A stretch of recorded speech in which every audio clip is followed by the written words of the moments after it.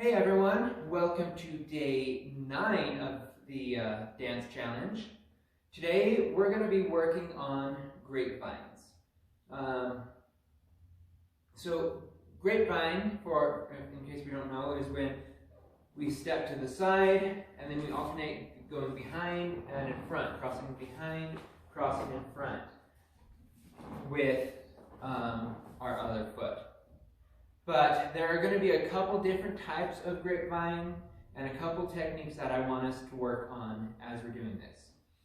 So the first technique that I want us to work on is making sure that in this basic form of the grapevine that we are rolling all the way through our feet. Now, even though I'm rolling all the way through, I'm actually not fully placing my weight on my heel. I'm going to be keeping my weight over the balls of my feet during the whole grapevine, but I'm going to kiss the floor with my heel. So I'm going to bring my heel down enough where I can feel it, but where I can still pivot my foot on the floor without any resistance from my heel. So that's kind of the first technique that I want us to really work on, is we're just going to put a foot down here, but I'm going to just kiss the floor with my heel, and then I'm going to switch and just kiss the floor with that heel. So I'm keeping my weight over the balls of my feet. And then we're going to take this into our grapevine. So first step, we want to take it straight to the side. And now we're going to try to keep our try to keep our shoulders square, but rotate in our hips. So some of the various exercises that we've been working on up to this point are going to really help here. So I take a step to the side, then I'm going to rotate my hips, and I'm going to take a step back. Rotate my hips, take a step to the side, rotate my hips, take a step forward, and then side and back, side and forward, and so on. So let's go ahead. We're going to try this together. We're going to go to the right first. So I'm going to go side, behind, side, forward, side, behind, side, forward. Another thing that I'm trying to do as I'm making my grapevine happen is I want to keep my toes pointed out a little bit. Even in one of our ballroom dances, where we typically want our feet to be pointed straight forward, on the grapevine, I want a little bit of an outward action on them, because otherwise it starts to look like this. And this is not a good look. It's not a strong position either. So on the grapevine, even in a ballroom dance, I want just at least a tiny bit of turnout in the toe, so that I'm in a stronger, much better looking position. So let's go ahead. We're going to try it to the left this time. So I go side, behind, side, forward, side, behind, side, forward, side, behind, side, and forward. This one's going to be easier, faster, so let's go ahead now and speed it up a little bit. Going to the right again. 1, 2, 3, 4, 5, 6, 7, 8. 1, 2, 3, 4, 5, 6, 7, 8. If you don't have much room, just go however far you can. Let's go the other direction now. So 1, 2, 3, 4, 5, 6, 7, 8. 1, 2, 3, 4, 5, 6, 7, and 8. All right, one more time, speeding up still a little bit more. Ready? Here we go. 1, 2, 3, 4, 5, 6, 7, 8. 1, 2, 3, 4, 5, 6, 7, 8. And the other way. 1, 2, 3, 4, 5, 6, 7, 8. 1, 2, 3, 4, 5, 6, 7, 8.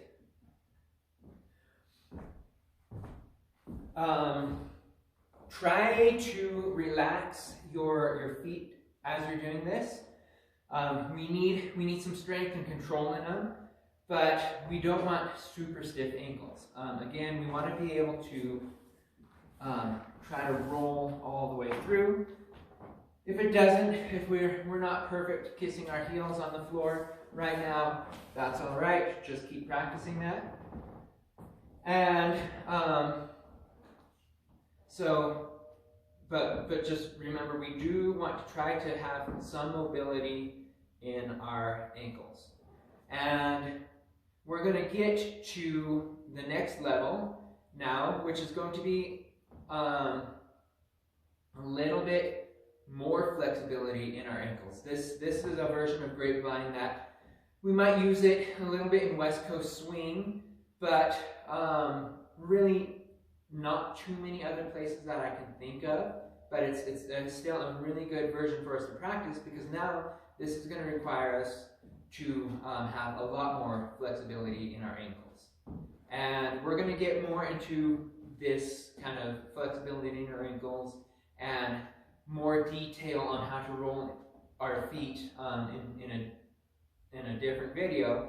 But what we're going to do now is, rather than rotate my hips, I actually am going to be doing crosses where my hips are pretty much staying square. And this is going to be really good practice, because this trains us why we typically want to rotate our hips. This also teaches us a little bit more of our foot rolling, because if my hips are rotating, my feet don't have to roll quite as much.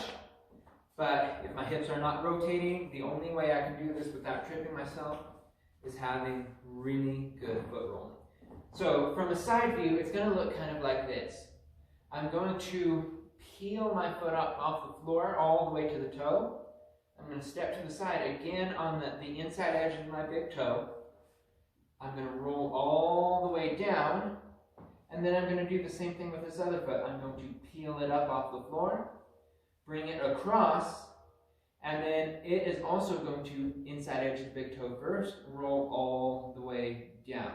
And in this case, I am going to be putting the weight all the way onto my heel, because I don't need to get this swiveling action in my feet, because my hips aren't moving. So my hips aren't rotating. So I don't need my weight off of my heels, so I'm going to put the weight on my heels. And that's going to give me a lot more control in this rolling.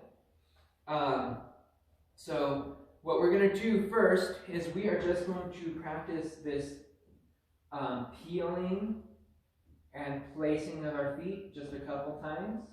Peel and place, peel and place, peel and place. Notice how high my ankle is coming off the floor before my toe leaves. And just try to keep your legs and particularly your ankles nice and relaxed as we're doing this. Now that we've done this, we're going to try this going to this side in our grapevine action. But one more thing I want you to notice. If I were to step to the side, I cross, I have both straight knees here. This is a really awkward position. It's not comfortable. I'm really not in very good balance. And then when I need to move my foot to the side, I either have to rotate my hips to flick it out, or I have to do a really ungraceful and not good looking arc with my foot, even if it's a little arc or something like that. Not the look that we're going for. So what we're going to do is, as I'm placing my second foot over top, as it's bending, I'm going to start bending the knee and raising the ankle of the first foot. So I'm going to plant, and I'm going to plant, and notice right here, I have both heels off the floor. One is going down, one is coming up, boom, and boom, and boom, and boom. So that's kind of the action that we want to be trying right now. Same thing, we're going to go nice and slow to the right first. Still maintain our toe out, particularly because this is going to be primarily used in West Coast swing. Or at least, if not used there, I have seen Westies teach this before. So either way, we want to maintain our toe out. So I'm going to step, place, I'm going to cross, and I switch, and side, and I switch my knees. And notice even here, I'm keeping that same timing of, as this one's going down, this one is coming up. And I switch. And I boom, and boom, and boom, and boom. All right, now we're going to try this the other way. Step, and behind. And right now, we're not doing the full grapevine. We're still just doing behind. Here in just a moment, we're going to actually make this into a grapevine. Boom. I guess in that case, I think I was going forward in front with this way and behind with this foot. So I guess I kind of mixed that up, but that's okay. This time we're going to try it the opposite way. So I'm going to bring this foot behind, and on the way back, I'm going to bring my other foot in front. You'll notice as we're bringing it behind, still the same timing, but it's probably going to be a little bit easier. All right, and then we're going to go that way, side, and we go in front, and side, and we go in front, and side, and in front, side, in front, side, and in front. All right, now we're going to try to make this a true grapevine by alternating our behind and in front. So starting to the right, we're going to start going behind first and then forward. So we're going to go side and behind, side and forward, side and behind, side and forward, side and behind, side and forward. And one more time if you have the room. Behind, side, and forward. All right, and we're going to go the other way. Side, behind, side, and forward, side, behind, side, and forward, side, behind, side, and forward. So notice, even here, my hips are not actually perfectly unmoving, because ultimately I do still want to be nice and relaxed, and my hips are going to automatically be moving a bit. So don't try to force them and stop them from moving at all. But the point here is that we want a different action moving our hips. So here it's just my hips are moving just enough for me to have a natural movement of my feet. The basic grapevine, my hips, I'm pivoting on my toe so that my foot can move straight forward or straight back. And it's going to be a little bit different action with our hips, a little bit different type of movement. So practice both.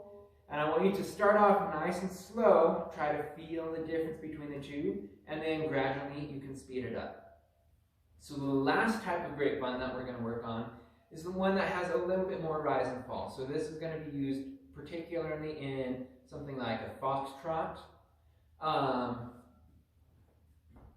So it's going to essentially be the same hip action as our first version. But this time, instead of rolling all the way through our feet, we're going to keep one, we're going to stay on the ball of our side foot for a rise, and then we fall. And then rise and fall, and rise and fall, and rise and fall. In order to make this work, I'm still trying to pivot on my toe, but I'm having to bend my knee. I rise onto a straight knee, pivot, I step, and then as I come down rolling onto my, in this case, left foot, I'm bending my right knee so that I can still have the room to fall. Then I step to the side, I straighten my knee to rise, pivot, and I bend my knee to fall. 1, 2, 3, 4, 5, 6, 7, 8.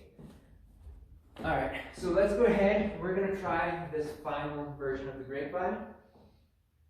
Starting to the right again, nice and slow. We're going to rise and fall, rise and fall, rise and fall, rise and fall, rise and fall, rise and fall. Trying it the other way. Rise and fall, rise and fall, rise and fall, rise and fall, rise and fall, rise and fall. All right, one more time, going a bit faster. Here we go. 1, 2, 3, 4, 5, 6, 7, 8. 1, 2, 3, 4, 5, 6, 7, 8. And the other way. 1, 2, 3, 4, 5, 6, 7, 8. 1, 2, 3, 4, 5, 6, and 7, 8. Go ahead and practice this Grapevine.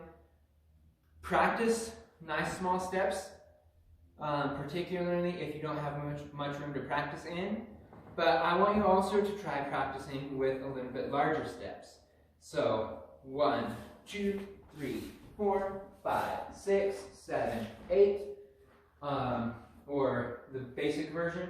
1, 2, 3, 4, 5, 6, 7, 8. Even our middle version with the more rolling of the ankles. 1, 2, 3, 4, 5, 6, 7, 8. Try to practice it with small steps as well as bigger steps if you have the room, and kind of train your body to be able to move with both size strides. So that's going to be today's lesson. Our extra point for today is I just want you to choose I want you to try this with music, and I want you to describe, I want you to choose a certain part of the music that really feels like it should have this Grapevine action. So, for example, timing-wise, if it's a foxtrot song, our foxtrot would be slow, slow, quick, quick, quick, quick, quick, quick, quick, quick. It's going to be changing our timing, and it's going to be all quicks. So if there's a foxtrot song that you want to practice to, and it has something that feels worthy of quicks, or if it feels like something that maybe should be a little bit bouncier, we can kind of bounce our Grapevine sometimes. If you're not going to do a foxtrot song, same kind of principle though. I want you to choose a song, a spot in a song that has some kind of change that really feels worthy of a Grapevine. So that is day 9. Thank you all, and keep dancing.